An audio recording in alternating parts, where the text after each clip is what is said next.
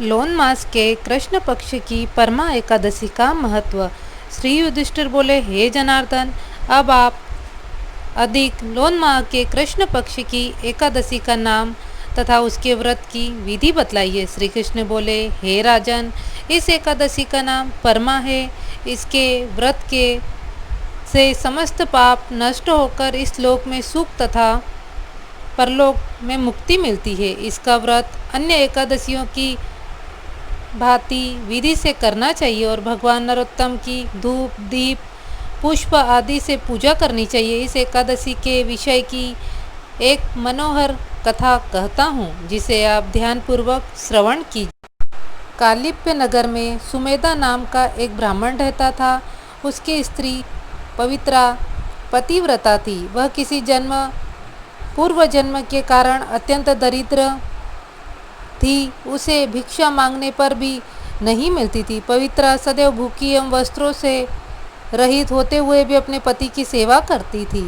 वह अतिथि को अन्न देकर स्वयं भूखी रह जाती थी और पति से कभी किसी वस्तु के लिए आग्रह न करती थी। इस कारण वह दुर्बल होती जाती थी। एक दिन ब्राह्मण बोला, गृहस्थी केवल धन से चलती है, इसलिए यदि तुम्हारी राय हो तो मैं परदेश में जाकर उद्यम करूं।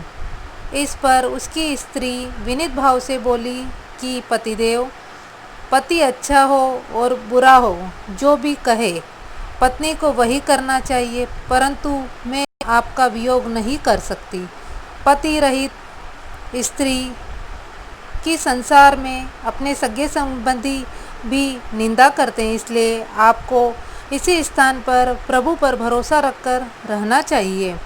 एक समय कौंडिन्य मुनि उस जगह आए।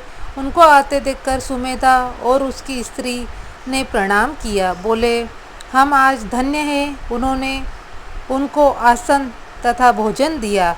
भोजन देने के पश्चात पवित्रा बोली, हे मुनि, आप मुझे दरिद्रता का नाश करने का उपाय बतलाइए। मैंने अपने पति को परदेश में धन कमाने जाने से रोका है। मुझे पूर्ण निश्चय है कि अब दरिद्रता शीघ्र ही नष्ट हो जाएगी।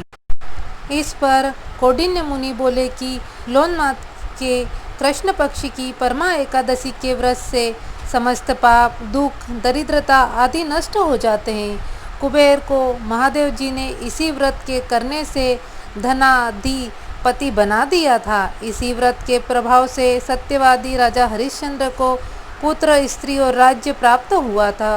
वह मुनि फिर बोले कि हे ब्रह्माणी, पंचरात्रि व्रत इससे भी अधिक उत्तम है।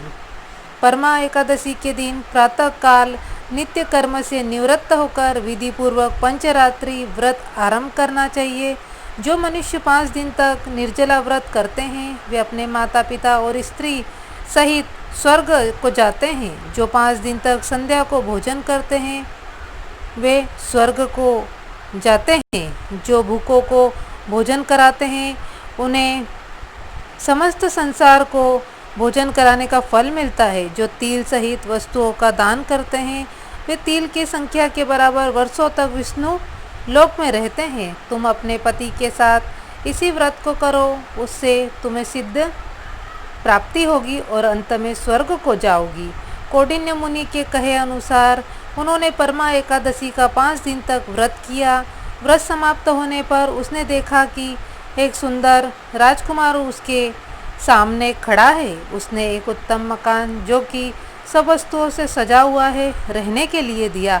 अब दोनों पति पत्नी सुखपूर्वक रहने लगे और हर एक एकादशी को व्रत करने लगे। व्रत के प्रभाव से इस लोक में आनंद सुख भोग कर अंत में वे स्वर्ग लोक को गए। दुर्बल मनुष्य को भी लोन एकादशी का व्रत जरूर करना चाहिए। जो मनुष्य अधिक मास में स्नान तथा एकादशी व्रत नहीं करते, उन्होंने पापों से छुटकारा नहीं मिलता। यह मनुष्य योनि बड़े पुण्यों से मिलती है। इसलिए मनुष्य को भगवान की भक्ति एवं एकादशी का व्रत अवश्य करना चाहिए।